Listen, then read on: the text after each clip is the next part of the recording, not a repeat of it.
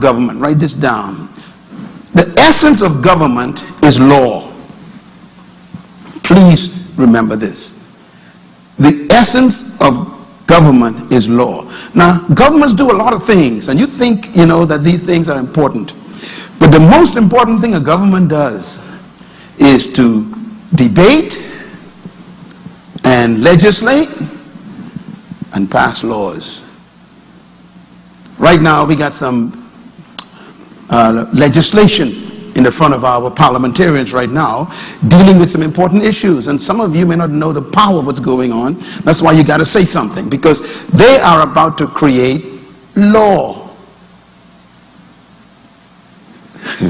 When you think of government, you must think about law. This is why people who are hungry for power in a country want to get into the Congress or the House of Assembly, because these are the bodies of authority that create legislation that becomes law. So everybody wants to control lawmaking. That leads to point number 2. Write it down. Whoever controls or creates the law creates the nation. Never ignore people who are fighting for laws.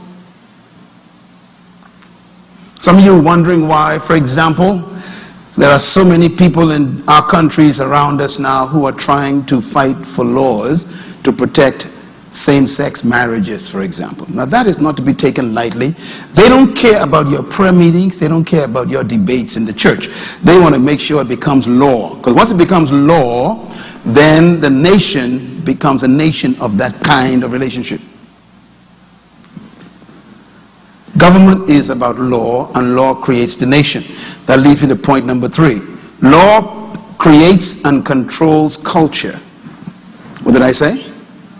Law creates and controls culture.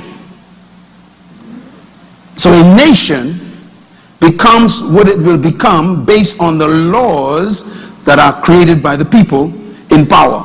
And that group is called the government. They govern the nation by laws.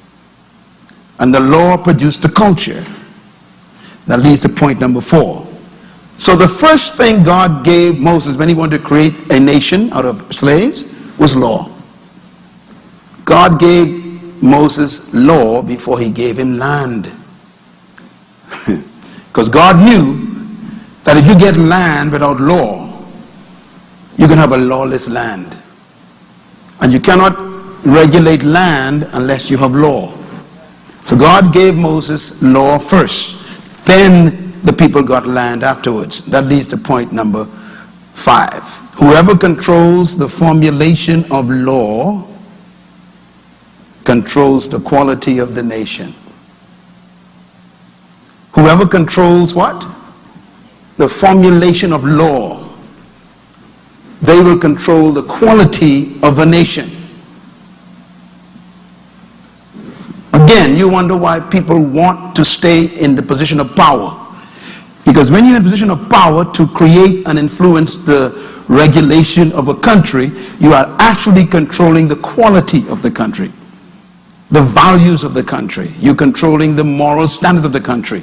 And that leads to point number 6, which I think is very serious. The rule of law is at the mercy of those who rule the law. That's a Myles Munroe quote. You tweet that right now to somebody. I'm going to say it again. The rule of law is at the mercy of those who rule the law.